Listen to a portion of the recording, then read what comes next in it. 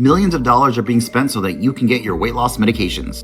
Companies like Novo Nordisk, which produces Wegovy, and Eli Lilly, which produces Mounjaro, are lobbying Congress to get these obesity medications covered by Medicare. The Treat and Reduce Obesity Act has been introduced to Congress every single year since 2012 and has been rejected every time. So what's the problem with these medications? Well, they cost a lot. The predicted sales for these medications are due to surpass $30 billion by 2032, with the purple being Mounjaro and the blue being Wegovy.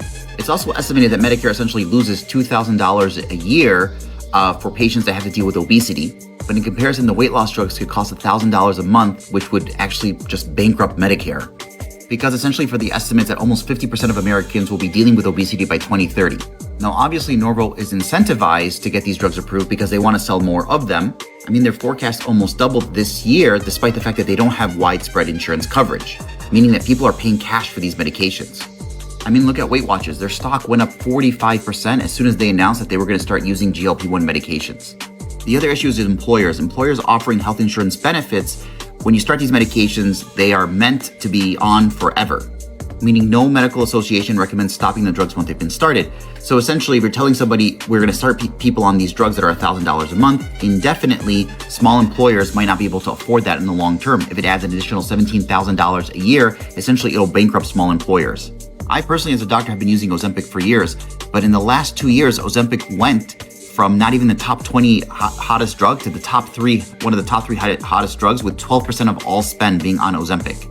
Meaning that Ozempic is one of the most expensive drugs on the market if you combine how much it costs and how many people need it. So what are my thoughts as a weight loss doctor? I think these medications are great and have been revolutionary, but they are showing a fundamental problem with our healthcare system and how we price medications and how we get coverage for those medications.